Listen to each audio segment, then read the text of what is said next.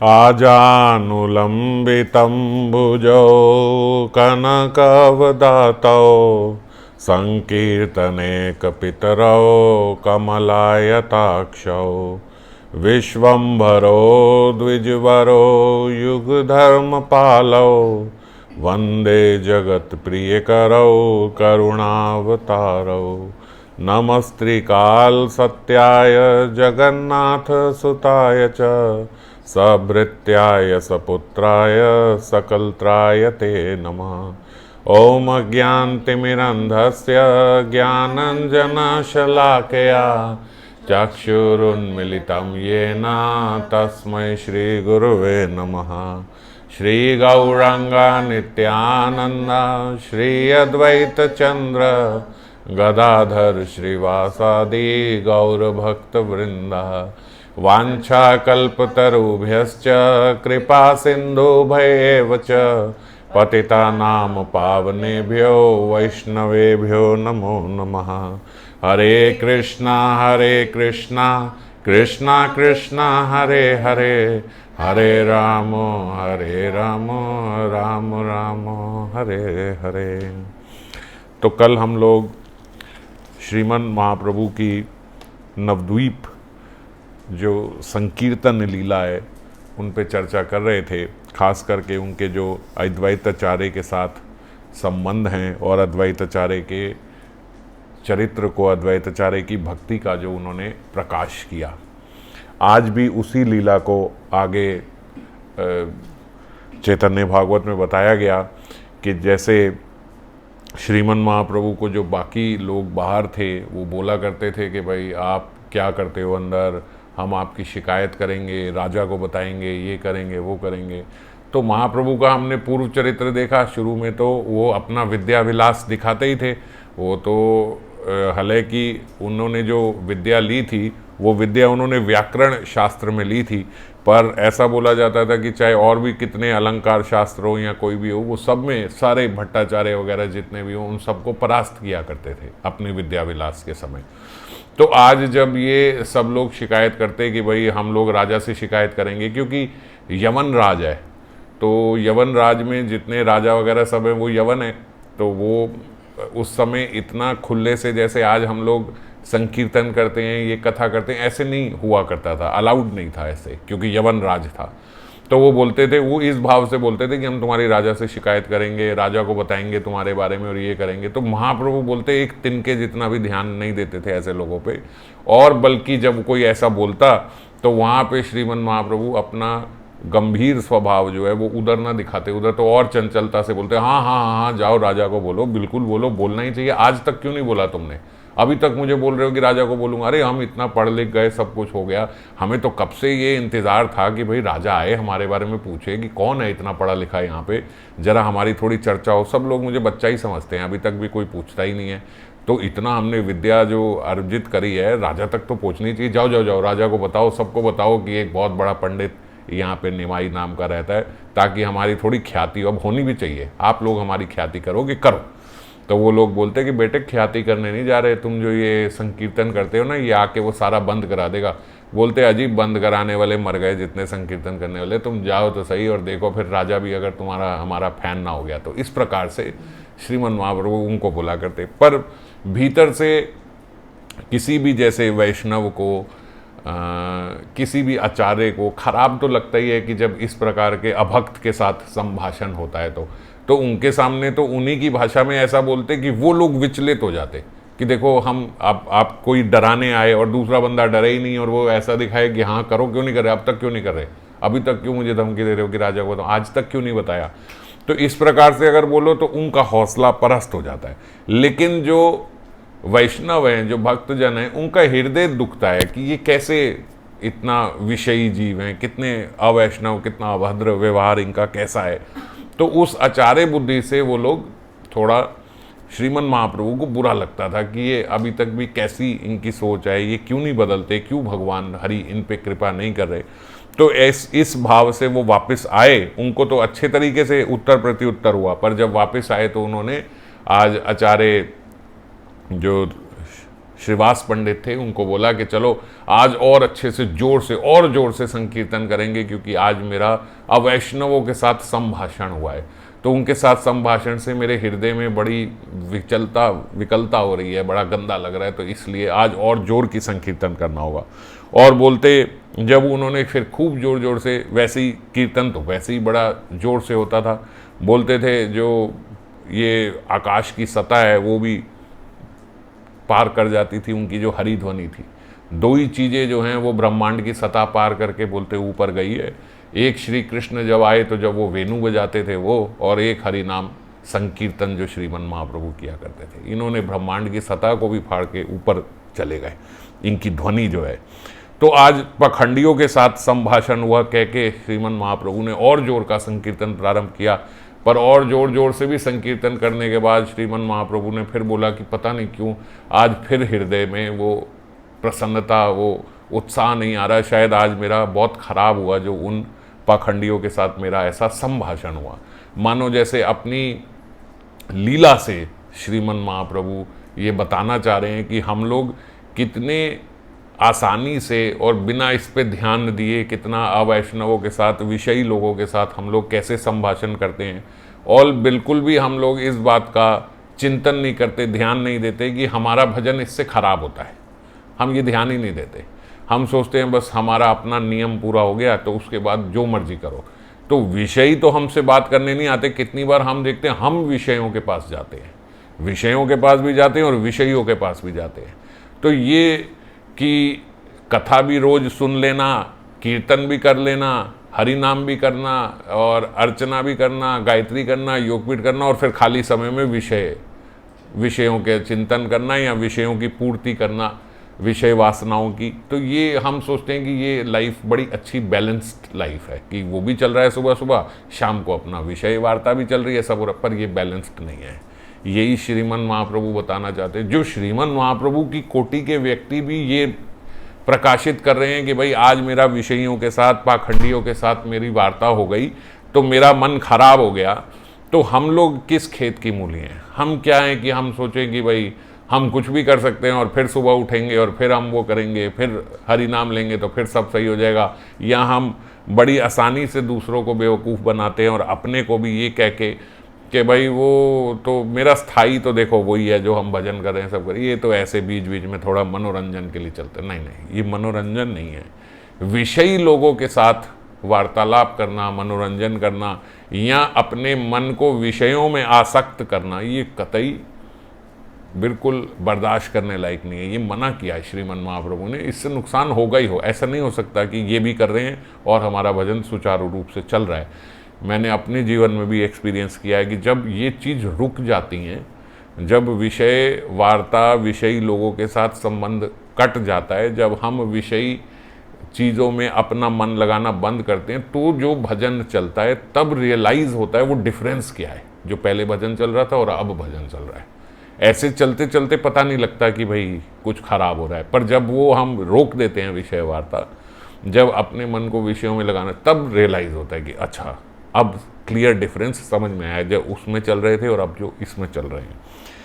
तो श्रीमन महाप्रभु ने बोला आज वो आनंद उत्साह मन में हो नहीं रहा, और आज तो मुझे पता ही है क्यों हो रहा है, क्योंकि मेरी ऐसे ही विषयी लोगों के साथ वार्ता हो गई। तो मन से उस दिन श्रीमन महाप्रभु सच में थोड़ा दुखी थे कि ये कैसे विषयी लोग हैं और इनके साथ ऐसी वार्ता हुई, ऐसा उत्तर प्रत्युत्तर हुआ। वैष्णव आगे जाके जवाब दे भी आता है तो घर पे आके थोड़ा निराश, पछताता है, थोड़ा डाउन फील करता है कि क्या मुझे इतना बोलना भी पड़ा उनके साथ, क्यों बोला मैंने, इतना भी क्यों बोला। इस प्रकार का भी वैष्णव स्वभाव होता है। तो इस प्रकार से श्रीमन महाप्रभु इस प्रकार सोच रहे थे कि ये आज क्या हो गया, ऐसा नहीं हो रहा, और कितना भी मैं अब कीर्तन करने का प्रयास कर रहा हूँ लेकिन आज वो हृदय में उल्लास नहीं हो रहा मेरा। जब उन्होंने ऐसा बोला तो देखो अद्वैताचार्य का हमने पिछली बार पढ़ा, अद्वैताचार्य को तो अपने सुध बुध रहती नहीं थी प्रेम में। तो अद्वैताचार्य ने बोला प्रभु, अब वो ये जानते नहीं थे कि इतना इनका मन आज दुखित है क्योंकि उनसे आए हैं। वो अपनी मस्ती में ही उन्होंने बोला कि प्रभु प्रेम होगा कैसे, आज आपके मन में उल्लास आएगा कैसे, जानते नहीं हो आपका सारा प्रेम तो मैंने सोख लिया है। आपका जितना प्रेम था वो नाड़ा ने सोख लिया, सब का सब आपका दे दिया। और इसलिए सोख लिया क्योंकि आप स्वतः तो देते नहीं, आपने अपना जो प्रेम है वो तो अब तेली मालियों के लिए रख दिया, उनको जाके देते हो। ये नए नए अवधूत आ गए हैं, इनको आपने प्रेम का भंडारी बना दिया, तेली मालियों को जाके प्रेम अपना सारा देते फिरते हो। और मैं और श्रीवास पंडित जो पहले के आपके साथ हैं वो बेचारे कंगाल के कंगाल बैठे हैं। तो इसीलिए सीधी उंगली से घी निकलता नहीं था, तो हमने टेढ़ी उंगली करके आपका सारा प्रेम जो है वो सोख लिया है।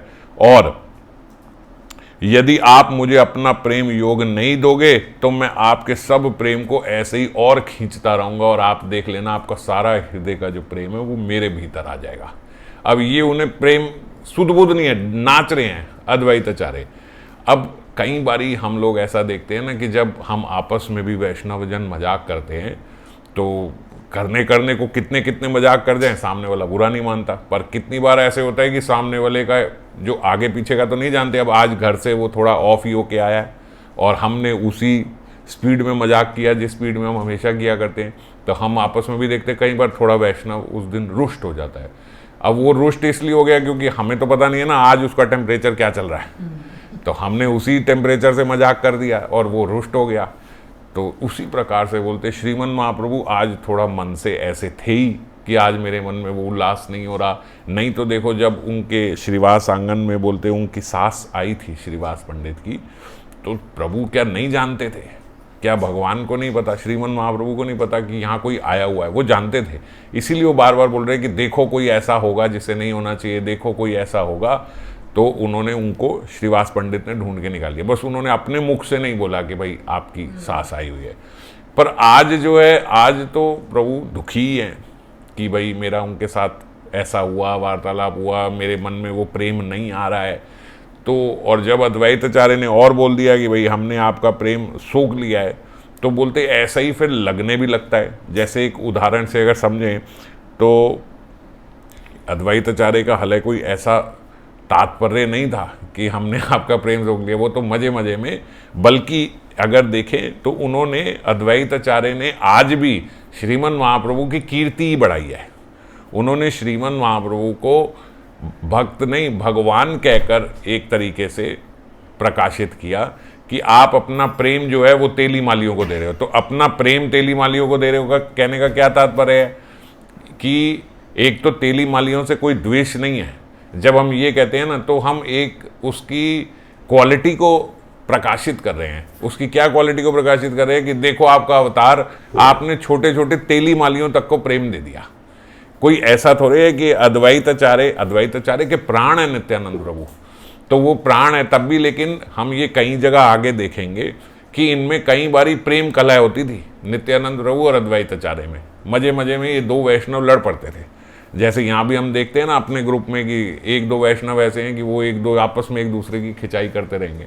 ऐसा नहीं है कि प्रेम नहीं है, बस एक ऐसा संबंध ही बन गया कि ये जब मिलेंगे एक दूसरे की खिंचाई करेंगे। तो अद्वैताचार्य और नित्यानंद प्रभु ऐसे तो प्राण थे एक दूसरे के, लेकिन कई जगह पे अद्वैताचार्य नित्यानंद प्रभु की और नित्यानंद प्रभु अद्वैताचार्य के साथ ऐसे प्रेम कला किया करते थे।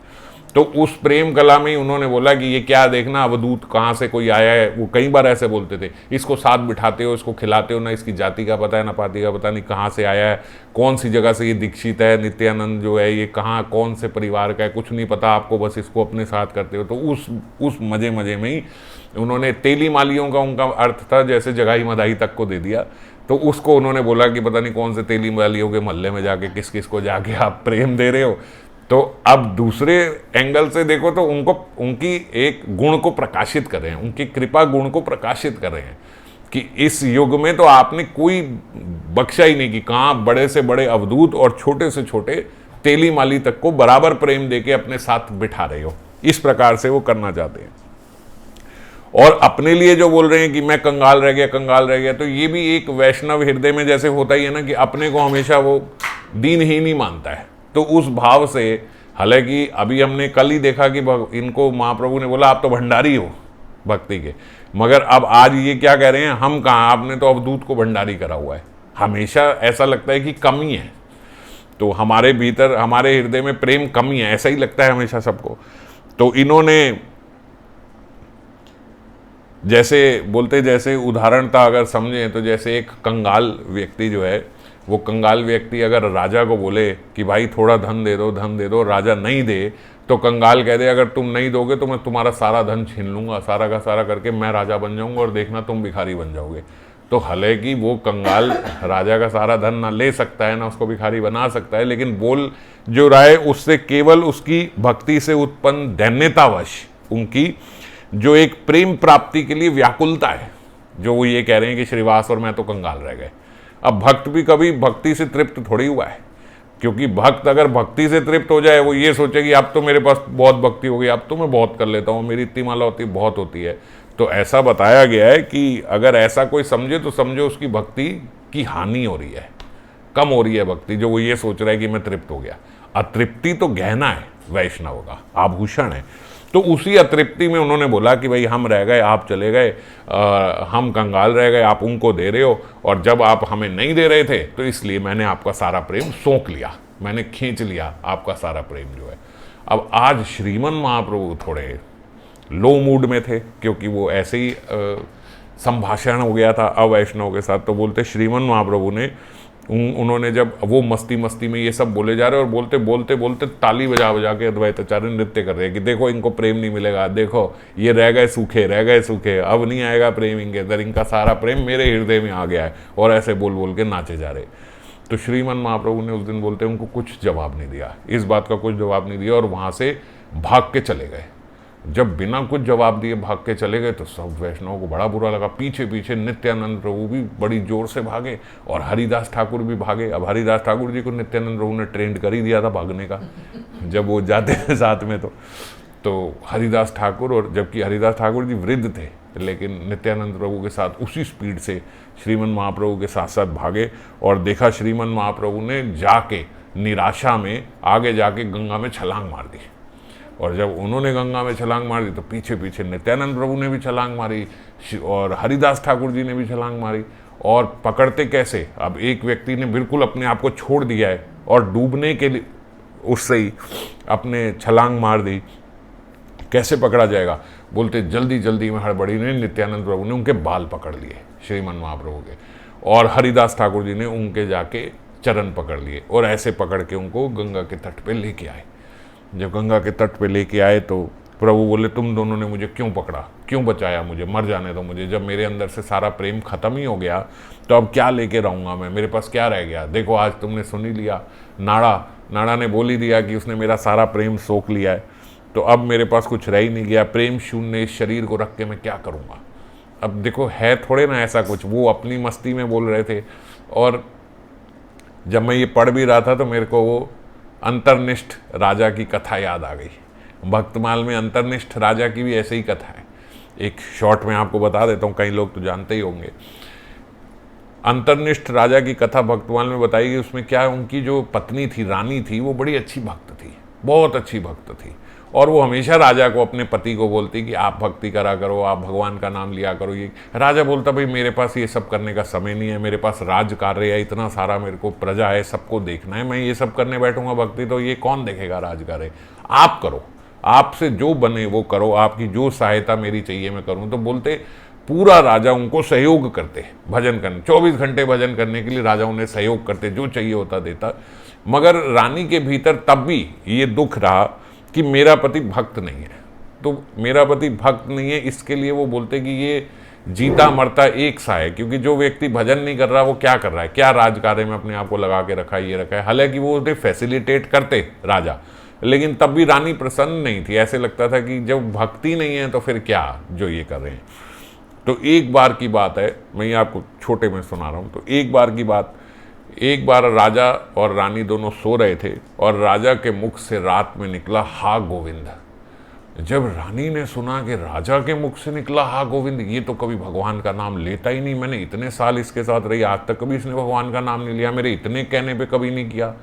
और हा गोविंद निकलते ही देखा राजा के रोंगटे खड़े हो गए, और जिस विरह आतुर आवाज से, कंठ से उसने बोला, उसने कहा ये साधारण नाम नहीं लिया इसने, ये राजा के भीतर बड़ी व्याकुलता से ये नाम निकला है, बड़ी विरही अवस्था में ये नाम निकला है, और ये कोई साधारण बात नहीं है, ये ऐसे ही किसी जीव के भीतर से नहीं निकला। अरे मैं गलत समझती थी, मेरा पति तो बहुत बड़ा भक्त है, अगले दिन सुबह उसने राजा को बोला कि आप ऐसी व्यवस्था करो कि जैसे विवाह हो हमारे घर में, और पूरी ऐसी व्यवस्था कर दी गई, सब कुछ सजाया गया, सब किया गया। राजा ने पूछा ही नहीं भाई क्यों, क्योंकि वो करता ही था फैसिलिटेट जो रानी बोले। सब कुछ हुआ, बहुत बड़ा उत्सव हुआ, बड़े बड़े जगहों से खाने के लिए सब आए, पूरे शहर को आमंत्रित किया, ब्राह्मण भोज हुआ, सब कुछ हुआ। राजा ने शाम को राजकार्य से मुक्त होकर आके पूछा, रानी बताओ तो सही कि आज ऐसा हुआ क्या कि आपने इतना बड़ा उत्सव किया? करा तो दिया हमने, पर क्या आज कोई जन्माष्टमी वगैरह तो कुछ है नहीं, तो आज आपने क्यों किया? बोलते अब ठाकुर आप मुझसे छुपाओ ना, आपको मैंने देख लिया। क्या देख लिया? बोले आपके मुंह से रात को नाम निकल ही गया। बोलते क्या निकल गया? बोले मैंने सुना है आपके मुंह से नाम निकला हा गोविंद, और मैं जानती हूँ जो आपके मुख से नाम निकला वो कोई साधारणता नहीं था, आप बहुत बड़े भक्त हो। राजा ने उसी समय रानी को पकड़ा, बोला सच बोलो। बोलती मैं सच बोलती हूँ, ये आज का उत्सव आपके लिए ही है कि मेरा भक्त, मेरा राजा, मेरा पति भक्त है, ये जान के मुझे बड़ी प्रसन्नता हुई, आपके मुंह से नाम निकला। राजा ने यही बात पकड़, मेरे मुंह से नाम निकल गया, सच बोलो सच बोलो। रानी ने बोला हाँ सच, मेरे मुंह से नाम निकल गया, निकल गया, अब क्या लेके रहूँगा? ये नाम ही तो मेरा आधार था, यही तो मेरा जीवन था, यही तो मेरा, ये मेरे मुंह से निकल गया। बस ये बोलते ही राजा ने प्राण छोड़ दिए। इतनी विरह, बस इसलिए प्राण छोड़, मेरे मुंह से नाम निकल गया, बस ये सुन लिया कि आपके मुंह से नाम निकल गया। बोलते तुरंत राजा को भगवत प्राप्ति हुई, और रानी ने भी फिर उसके विरह में उसी समय, क्योंकि परम भक्ता थी, उन्होंने भी प्राण छोड़ दिए और दोनों भगवत धाम गए, भगवत प्राप्ति। पर यहाँ मैं ये इसलिए सुना रहा हूँ कि देखो किसी समय विरही भक्त जो हैं उनकी बात हम ठीक से जान नहीं सकते, किस समय कौन सा भाव कैसे छू जाए। तो वो विरही भक्त, उनको वो भाव छू गया, और वो भाव कि मेरे मुख से नाम निकल गया, निकल गया, अब क्या लेके रहूँगा, अब निकल गया। आज ऐसे ही श्रीमन महाप्रभु को जब अद्वैताचार्य ने बोला आपका सारा प्रेम सोख लिया मैंने, सोख लिया, अब क्या करूँगा, अब अपना ये शरीर लेके क्या करूँगा, ये भक्ति शून्य देह लेके क्या करूँगा। उन्होंने यही सोच के जाके छलांग मार दी। नित्यानंद प्रभु ने जब उन्हें निकाला, जोर जोर के अश्रु बह के रोने लगे, प्रभु ये क्या कर रहे हो आप, आपने तो प्राण छीन लिए थे हम सबके, क्या लेके रहते हम, ऐसे प्राण त्याग दोगे क्या? अरे आपका सेवक है, आपका परम सेवक है, अगर आपके परम सेवक ने कोई बात ऐसी बोल भी दी तो आप उसको दंड दे सकते हो, आप दंड दे देते। और वैसे तो सच बोलूँ तो दंड देने वाली तो कोई बात भी नहीं है। अरे आपने ही उसको इतना अधिकार दिया है, उन्हें अद्वैताचार्य को, आपके परम भक्त हैं। परम भक्त कई बारी मस्ती मस्ती में ऐसी बात हो जाती है, बोल जाते हैं। आपने जो उनको अपना जाना है, जो आपने उनको जो संबंध उनके साथ माना है, उस संबंध के गौरव में वो ये बात बोल गए। क्या हो गया प्रभु? और अगर कुछ था तो आप उनको दंड देते। ऐसे कोई प्रभु करता है अपनी दास की किसी बात से, एक बात से इतना निराश हुआ जाता है कि आप जाके अपना प्राण दे दोगे? महाप्रभु ने बोला देखो ऐसा है, अब ठीक है मैं अपने प्राण धारण करूंगा अगर तुम ऐसा कहते हो, लेकिन अब ये बात जाके तुम किसी को मत बताना कि तुम मेरे पीछे आए थे, तुम मत बोलना कि तुमने मुझे कहीं देखा था, कुछ बोलने की जरूरत नहीं है। मैं थोड़े दिन के लिए जाके अब कहीं छुप जाऊंगा और आप कुछ नहीं बोलोगे। और अगर आपने किसी को भी बताया आप दोनों ने कि आपने मुझे देखा था या कुछ पता है, तो मैं फिर देख लेना, फिर मैं अपने प्राण नहीं छोड़ूंगा, फिर मैं अपने प्राण त्याग दूंगा। तो आप जाओ, मैं आज से छुप के रहूँगा। और छुप के कहाँ गए? बोलते वही नंदनाचार्य के घर। धन्य नंदनाचार्य, जो कोई आया नंदनाचार्य के पास ही आता है। नंदनाचार्य के पास ही प्रभु गए, और वहाँ जाकर जब नंदनाचार्य के पास गए तो बोलते उनके विष्णु सिंहासन पर जाकर प्रभु बैठ गए। नंदनाचार्य ने देखा साक्षात महाप्रभु मेरे द्वार आए हैं। उन्होंने उनके जो गीले वस्त्र थे वो सारा पोषण वस्त्र किया, उनको नए वस्त्र अर्पण किए, उनको प्रसाद अर्पण किया और पानी वगैरह सब दे के तांबुल आखिरी में अर्पण किया, और उनकी स्तुति करने लगे, उनके चरण दबाने लगे, और बहुत अच्छे से उनकी आपस में उनके साथ एक चर्चा शुरू हुई। तो वो करते करते श्रीमन महाप्रभु ने उनको बोला देखो नंदनाचार्य, ये सब बात तो होगी, लेकिन आप एक बात ध्यान रखना, मैं आपके यहाँ हूँ, ये बात किसी को पता ना लगे, मैं छुप कर आया हूँ, और आज आपका यही कार्य है कि आप मुझे यहाँ से छुपा लो, मेरी बात समझ लेना, मेरे को आपको छुपाना है। तो बोलते, क्योंकि अब प्रभु जब उनके साथ जो वार्ता हुई, जिस प्रकार से वो प्रभु के साथ बात कर रहे, नंदनाचार्य परम भक्त थे, तो उस वार्ता में बोलते प्रभु अपना दुख भूल गए और बस इन्हें बोला कि आप मुझे छुपा लो, अब कितनी सुंदर बात नंदनाचार्य ने करी। नंदनाचार्य को उन्होंने बोला छुपा लो, बोलते आपको छुपा लूँ प्रभु, ये नहीं हो पाएगा। तुरंत महाप्रभु ऐसे हुए, क्या बात बोल रहे हो, अभी तो तुम किस प्रकार से कोई विष्णु सिंहासन पे बिठा के वस्त्र दे रहे हो, तांबुल दे रहे हो, प्रसाद दे रहे हो, ये सब कर रहे हो, स्तुति कर रहे हो, और जब मैं बोल रहा हूँ एक बात चाहिए छुपा लो तो तुरंत ये तो नहीं हो पाएगा मुझसे। क्यों नहीं हो पाएगा, क्यों नहीं छुपा पाओगे? बोले प्रभु एक बात बताओ, इतने भक्तों के हृदय में आप रहे, वो नहीं छुपा पाए? जिसके हृदय में रहे वहां से नहीं छुपा पाए। आप जाके क्षीर समुद्र में रहे, आप क्षीर समुद्र से ना छुप पाए, यहाँ पे आ गए। तो जो व्यक्ति क्षीर समुद्र में नहीं छुप पाया, किसी के हृदय में नहीं छुप पाया, वो भला मेरी कुटिया में कहाँ से छुप पाएगा? तो आपको छुपा लूँ ऐसा हो नहीं सकता। आपको तो सारा जग जानता ही है, और आपके लिए छुपना बड़ा मुश्किल है।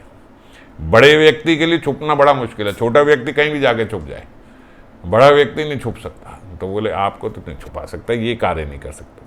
बोले अच्छा चलो, बस तुम किसी को बताना मत भाई, और बस इतना करो, किसी और को मत बताना। और पूरी रात बोलते उनके साथ वार्ता होती रही। बड़ी अच्छी हरि चर्चा नंदनाचार्य के साथ श्रीमन महाप्रभु ने करी।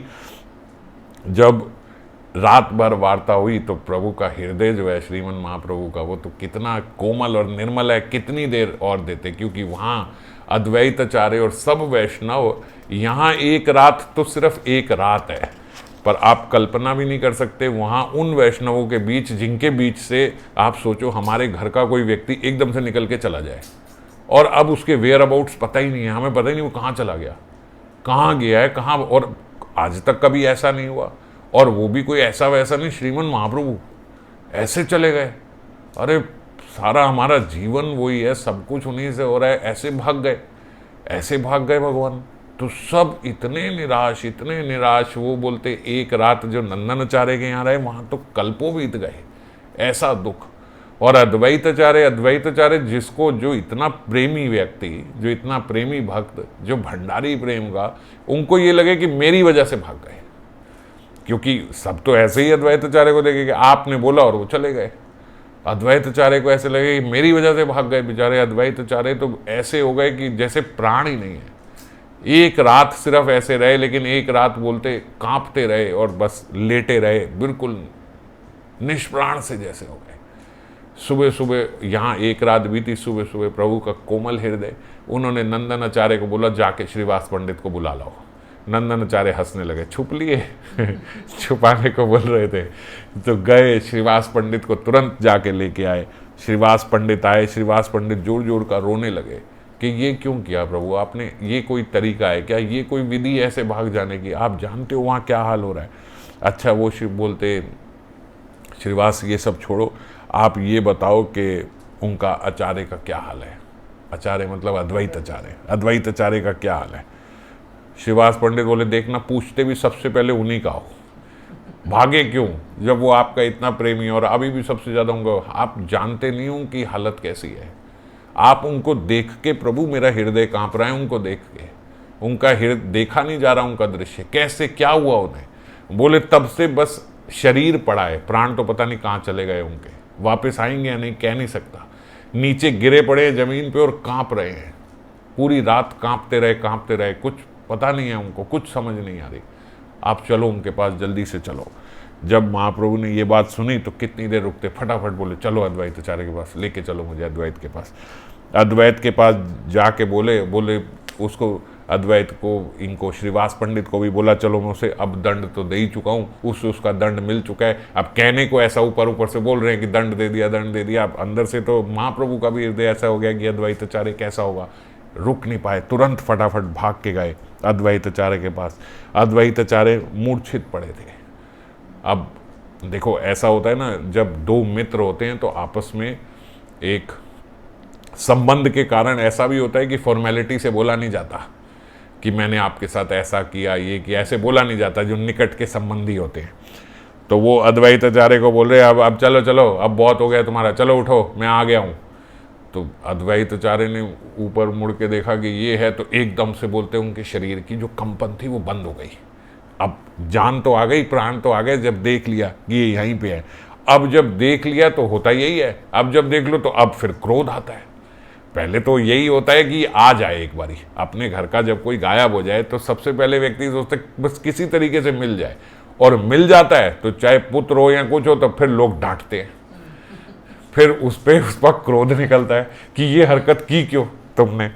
तो बोले जब वो मिल गए तो उन्होंने बोला आप मुझे क्या समझते हो कि आपको मैंने ये सब सत्य में बोला था हैं कि मैं ऐसा हूं, मैं आपका प्रेम, आपका प्रेम कोई सोच सकता है? आप दाता हो, सबको प्रेम देने वाले, बस मुंह से ही बोलते हो आप भी कि तू भंडारी है, तू मेरा परम भक्त है, ये है वो है। मुझे आपने कभी अपना भक्त माना नहीं है। अपना भक्त मान के कोई ऐसे करता है? इतनी छोटी सी बात के लिए कोई ऐसे चला जाता है क्या? आप मुझे सदा कुमति ले जाते हो, आप सोचते हो कि यह अहंकारी है, इसकी दुर्गति होनी चाहिए, आप सोचते हो मेरी कुमति है। अब सब ऐसे बोले जा रहे हैं क्योंकि क्रोध में है। क्यों आपने ऐसा किया? ऐसे तो आप बड़ा बोलते हो, बड़ा बढ़ चढ़ के बोला आपने कि जहां तुम मुझे बेच दो, ये करो वो करो। अगर कोई किसी को ये कहे कि जहां तू मुझे बेच दे मैं वहां बेच दूं, उसके साथ ये व्यवहार किया जाता है। आप भी प्रभु बस मुंह से ही बोलते हो, मुंह से बोलते हो, ये हृदय से नहीं मानते।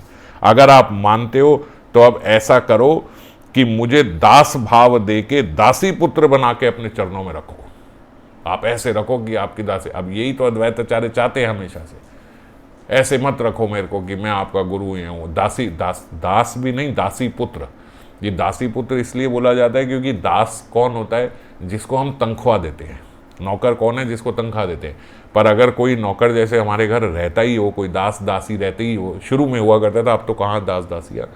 तो जब दास दासी रहती हो तो बोलते हैं ऐसा है ना, राजा के यहाँ अगर कोई, रानी के यहाँ कोई दासी है, राजा के यहाँ कोई दास है, तो जब उसका पूरा परिवार फिर वहीं रहता है, महल में ही उनको जगह दे दी जाती है रहने की, तो उसके जब छोटे छोटे जो बच्चे भी होते हैं तो वो बच्चे भी अपने माता पिता जो दास दासी हैं उनको देख के स्वाभाविकता उनके भीतर उस राजा के प्रति दास्य भाव आ जाता है, उस रानी के प्रति दास्य भाव आ जाता है।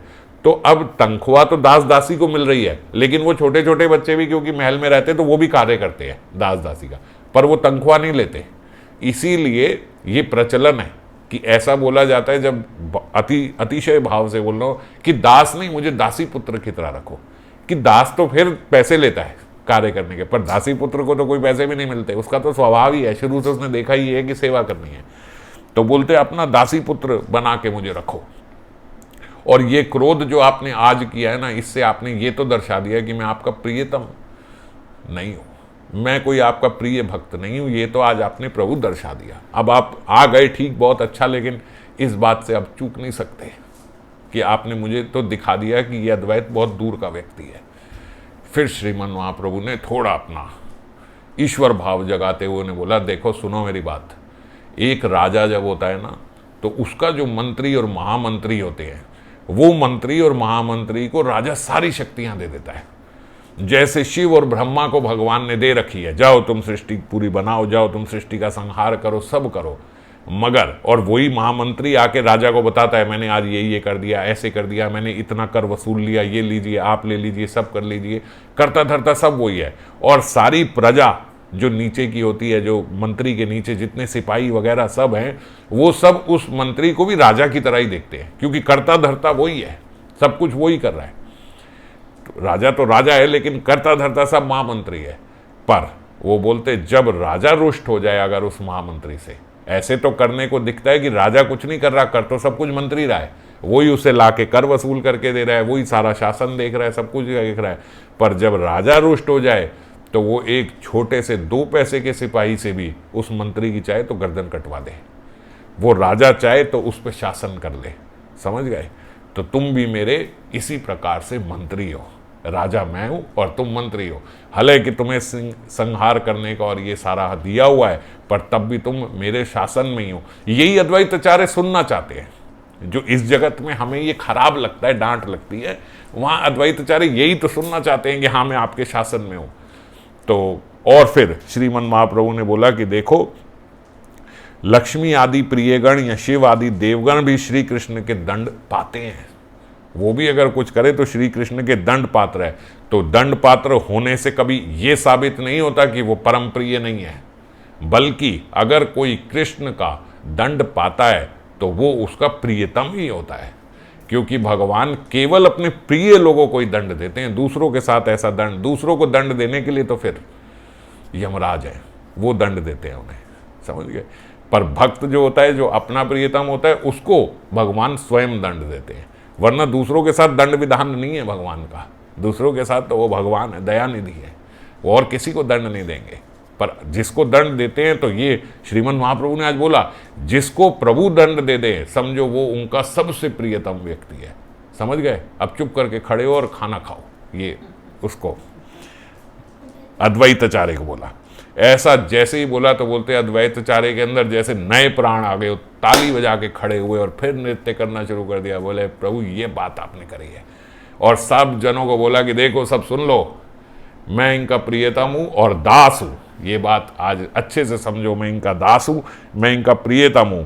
परंतु ये बोलते, देखो ये जो ग्रंथकार है ये बोलते आप दास को छोटा मत समझना, आप ऐसे मत समझना ओहो ये तो अभी दास से भाव के हैं, ये तो नीचे के भाव के हैं। बोले दास तो सारे ही हैं। दास नाम को कभी छोटा नहीं समझना चाहिए। जो अल्प बुद्धि वाले लोग हैं ना, वो भगवान को अपना, जो अल्प बुद्धि वाले लोग हैं वो अपने आप को दास नहीं मानते। अरे मैं तो सखी भाव में हूँ, अरे मेरा तो वात्सल्य, अरे मेरे तो छोटे लड्डू गोपाल, इस प्रकार के। बोले ये सारों के भीतर दास्य भाव है। माता जो देखती है कि ये मेरा छोटा बच्चा है, जिनका वात्सल्य भाव है अपने बच्चे के प्रति, सबसे ज्यादा दासता वो ही करती है। सबसे बड़ी दासी तो माता ही है अपने पुत्र की। पूरे दास का व्यवहार तो माता ही करती है। उनका शौच साफ करना, सब कुछ करना, खाना खिलाना, बनाना, पूरा ऊपर से लेके नीचे तक सारे काम करना, ये दास वाले काम माता ही तो कर सकती है। तो इसीलिए जितने ऊपर ऊपर भाव जाते हैं उन सबके भीतर दासता और पुष्ट होती जाती है। तो दास शब्द छोटा नहीं है।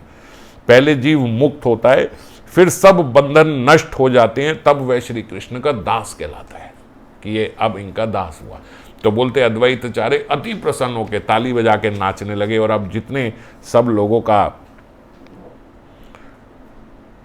जो विषाद था, वो सारा विषाद सब लोगों का खत्म हुआ। सब लोग एक बार को फिर भूल से गए कि ऐसा हुआ, और देख लिया कि प्रभु महाप्रभु की भी कितनी कृपा है, ये भी एक रात से ज़्यादा रह नहीं पाए सबके बिना। और अद्वैताचार्य का भी सबने देखा कि इनका कितना प्रेम भगवान से। तो फिर बोलते हैं वैसे का वैसे ही फिर आज वही नृत्य शुरू। ऐसा हो जाता है कभी कभी, हम सब वैष्णवों में आपस में देखते हैं, कभी कभी जब हम हंसी मजाक करने लगे तो उसमें कुछ ऐसा अपराध बन जाता है। अब एक भक्तमाल में कथा पढ़ रहा था, तो उसमें एक राजा था। वो राजा का नियम था कि रोज सुबह सबसे पहले जगन्नाथ जी का महाप्रसाद पाना है। और जगन्नाथ जी का महाप्रसाद सुबह पा लेना, जो निर्माल्य आदि वहां से भी मिलते हैं। जो बोलते सुबह जगन्नाथ जी का महाप्रसाद पाले, बस इतना ही भक्ति का अंग अगर पालन कर ले तो निश्चित रूप से भगवत धाम जाएगा। जगन्नाथ जी का पक्का प्रॉमिस है कि जो उनका सुबह महाप्रसाद, इसीलिए हम लोग भी जगन्नाथ जी के जो चावल हैं वो सुबह सबसे पहले वही पाते हैं। तो वो राजा का नियम था, क्योंकि वो तो था ही वहीं, जगन्नाथ जी के उड़ीसा का ही था। तो रोज बोलते, क्योंकि वो राजा था, तो जगन्नाथ जी के यहाँ से जो पुजारी जी थे वो उनके लिए लेके आया करते थे सुबह सुबह जगन्नाथ जी का महाप्रसाद। उस दिन बोलते उसकी मित्र मंडली बैठी हुई थी राजा की, तो मित्र मंडली बैठे होने के कारण सुबह सुबह चौसर खेलना शुरू किया। उनका नियम था कि खाना कुछ नहीं है, जब पहले पुजारी जी आएंगे वो जगन्नाथ जी का प्रसाद देंगे, वो पहले खाऊंगा फिर खाना खाऊंगा। परम भक्त थे। अब हम लोगों के लिए चौसर थोड़ी उल्टी गेम हो सकती है, मगर राजा आ जाओगे यहाँ पे तो चलती थी। तो राजा अपने मित्रों के साथ बैठे चौसर खेले। बोले अब मित्र मंडली के साथ बैठे तो कई बारी मुग्ध हो जाते और नशे में हो जाते, जैसे हम लोग भी जब दोस्तों के साथ बैठे तो उस समय कुछ भी बोल गए। तो बैठे बैठे बोले ऐसा वो मुग्ध हो गए अपनी गेम में और उसमें, कि पुजारी जी ने आके बोला कि राजन वो जगन्नाथ जी का प्रसाद आया है। तो बोले वो राजन तो अपना मस्त मुग्ध। फिर उन्होंने दोबारा बोला राजन प्रसाद आया है। तो बोलते वो ये चौसर खेलते खेलते उन्होंने बायां हाथ ऐसे आगे किया कि लाओ प्रसाद दे दो। जब उन्होंने देखा पुजारी जी ने, अब प्रसाद पाने की विधि होती है ऐसे एक हाथ से, और वो भी बाएं हाथ से। पहले तो प्रसाद के लिए हमेशा 2 हाथ होने चाहिए आदरता से, नहीं तो कम से कम दायां हाथ होना चाहिए।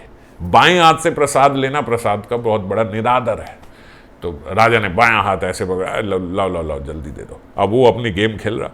पुजारी जी को लगा कि आज ये ठीक अवस्था में है नहीं, और हम तो ऐसे महाप्रसाद की इतनी बेइज्जती होने नहीं देंगे। तो वो चले गए वहाँ से बिना प्रसाद दिए। राजा ने भी ध्यान नहीं दिया, हाथ इधर किया, खेलना शुरू कर दिया।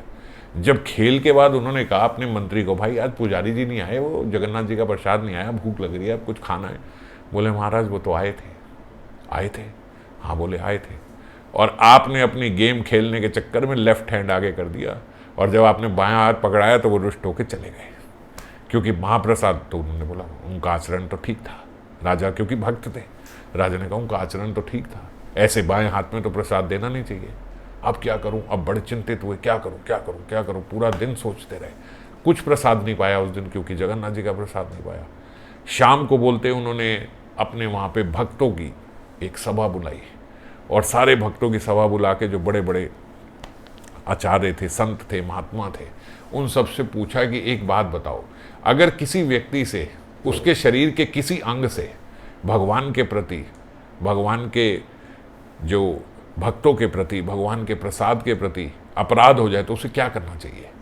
बड़ा परामर्श हुआ आपस में संतों का। तो एक संत ने बोला कि प्रभु, हमने जो आपस में परामर्श किया है राजन, वो यही है कि अगर किसी से ऐसे अपराध हो जाए तो उसे अपने वो शरीर का अंग काट देना चाहिए, जिस अंग से अपराध हुआ। राजा ने कहा बस ठीक है, मुझे उत्तर मिल गया, ठीक है आप सब जाइए, हो गया जो मैं पूछना चाहता था। अब राजा ने बोला कि मैं अपना हाथ कैसे काटूं, क्योंकि मेरे हाथ से ही हुआ है, मेरे बाएं हाथ से हुआ है अपराध, क्या करूं। अब उसने सोचा कि अगर मैं किसी को बोलूं तो, क्योंकि परम भक्त राजा थे, तो परम भक्त राजा की जो प्रजा होती है, सेना होती है, मंत्री होते, वो भी सब फिर अच्छे भाव के ही होते। उन्होंने कहा अगर मैं किसी को बोलूँगा ये काटेगा नहीं। राजा ने अपने मंत्री को बोला, देखो मंत्री मेरे को बड़ा डर लगता है। मंत्री ने बोला महाराज हमारे होते हुए आपको डर लगता है, बताओ किस बात का डर है। बोले रात को जब मैं सोता हूँ ना तो इस खिड़की में से एक प्रेत आती है, और वो प्रेत अंदर हाथ करके मुझे बोलती है मेरे पास आ जा, मेरे पास आ जा, इस प्रकार से पुकारती है, और मैं डर जाता हूँ। ऐसा लगता है मैं उसके पास गया तो मेरे प्राण निकल जाएंगे, वो मुझे लेके चला जाएगा। मंत्री ने कहा क्या कर सकता हूँ। उसने बोला मेरे पास एक विकल्प है, आप हमारे राजा हो, आप ऐसा करो आज आपके कक्ष में मैं सोऊंगा, आप बाहर सोना, और आने दो उस प्रेत को, जरा हाथ अंदर करेगी, मैं खुरपी लेके सोऊंगा और उसके हाथ काट दूंगा। राजा ने मन में सोचा बात बन गई, ठीक है। मंत्री को बोला ठीक है आप सो। मंत्री अंदर सोया। रात को राजा कक्ष से बाहर गया, प्रेत तो कोई आती नहीं थी, राजा ही था। राजा ने वेश बदल के वो हाथ अंदर डाला और बोला हाँ मैं तेरे को लेके जाऊंगा, आजा राजा, आजा राजा, इस प्रकार से बोला। मंत्री तुरंत खड़ा हुआ, सो तो वो रहा नहीं था, वो उठा और उसने खुरपी से हाथ काट दिया। अब जो ही हाथ काटा तो राजा जो है थोड़ा चीखा, पता लगा ये कोई प्रेत तो नहीं है। बाहर गया तो देखा राजा का हाथ काट दिया। अब वो मंत्री रोने लगा, ये मेरे से क्या हो गया, अरे मेरे पालन करता इतने बड़े प्रभु, मेरे भक्त, मेरे भगवान जो हमारे राजा है, जो हमारे अन्नदाता है, मैंने इनका हाथ काट दिया, मैं तो मर गया। उन्होंने बोला नहीं नहीं तू नहीं मरा। जो फिर उस राजा ने सारी कथा सुनाई कि देखो ऐसा ही विधान था, मेरा हाथ कटना ही चाहिए था, ये ठीक हुआ मेरे साथ, जो हुआ मेरे साथ ठीक हुआ। अब मैं आपको प्रभु की कृपा बता रहा हूँ, भगवान की कृपा बता रहा हूँ। हो गया, मद में हो गया, मित्रों के साथ बैठा था, ऐसा किया, कोई उसकी ऐसी मंशा तो नहीं थी, जैसे अद्वैताचार्य की कोई मंशा तो नहीं थी, मस्ती मस्ती में बोल दिया। ऐसे ही बोलते, उनकी मंशा तो खराब नहीं थी, बस मस्ती मस्ती में ऐसा अपराध हो गया। उसी समय रात्रि में जैसे ही हाथ कटा, जो जगन्नाथ जी के पुजारी थे उनको स्वप्नादेश हुआ जगन्नाथ जी का कि जाओ उस राजा को प्रसाद दे के आओ। आप सुबह उससे प्रसाद लेके आ गए थे, वो अब तक भूखा है, उसको खिलाओ। पुजारी जी तुरंत स्नान आदि करके रात के समय लेके वो प्रसाद राजा के पास आए, राजा आपके लिए प्रसाद। उन्होंने आप इस समय कैसे? बोले जगन्नाथ जी ने स्वप्नादेश हुआ है कि आपको प्रसाद खिलाया, आपने प्रसाद पाया नहीं। अब राजा के भीतर थोड़ा संतोष था कि अब पा लेता हूँ, क्योंकि अब मैंने अपने आप को तो सजा दे दी, मेरा भी काम पूरा हो गया, जो जिस हाथ से अपराध हुआ था वो हुआ। बोलते अब स्वभाववश, राजा का स्वभाव था दोनों हाथ से प्रसाद लेने का, जो ही दोनों हाथ आगे करे, बोले बायां हाथ निकल के वहीं आ गया और दोनों हाथ आगे। उसी रात्रि में, दिन नहीं होने पाया, ये जगन्नाथ जी की कृपा देखो, उसी रात्रि को जगन्नाथ जी ने वही हाथ उनका वापस आगे कर दिया, और पुजारी जी को फिर स्वप्नादेश किया, जो वो हाथ कटा था वो लेके आओ और मेरे बगीचे में बो दो। और आज भी बोलते वो बगीचे में वो हाथ राजा का, वो जगन्नाथ जी के वहां बगीचे में बो दिया गया। जब वो बोया तो वहां से एक वृक्ष निकला, और आज भी उस वृक्ष के पत्ते और फूल इत्यादि जगन्नाथ जी को अर्पण होते हैं। उन्होंने बोला ये मेरे परम भक्त का जो हाथ है ये यहाँ पे रहेगा, और वो हाथ के ही जो वृक्ष निकला उसके पुष्प और वो अर्पण होते। तो ये भगवान देख की कृपा देखो, जब हमारे मन में कुछ गलत नहीं है, अगर गलती से मद में हो भी जाए, प्रभु कभी लेते नहीं ऐसे पाप, ऐसे अपराध कभी लेते नहीं। कृपावश, कृपा, अत्यंत कृपालु है। रात की सुबह नहीं होने दी, हाथ कटा, हाथ दूसरा आ गया उसी समय, उसी रात्रि में। तो ऐसे ही अद्वैताचार्य के साथ श्रीमन महाप्रभु की जो लीला है, अद्वैताचार्य ने ऐसे करा। तो मुख्य रूप से जो हमें ये इससे जो संदेश मिलता है कि हमें जो, जैसे श्रीमन महाप्रभु का मन इतना खराब हुआ विषयी लोगों के साथ वार्ता करके, तो हम लोगों को भी विषयी लोगों के साथ विषयी वार्ता में ज़्यादा नहीं पढ़ना चाहिए, उसमें विषयी चीज़ों में ज़्यादा आनंद नहीं लेना चाहिए। आपस में भक्तों में ही जो हमारी वार्ता क्रीड़ा सब है, उसी में आनंद लेके उसी में रमना चाहिए। बाकी आगे फिर और आगे कल चर्चा करेंगे। जय राधे।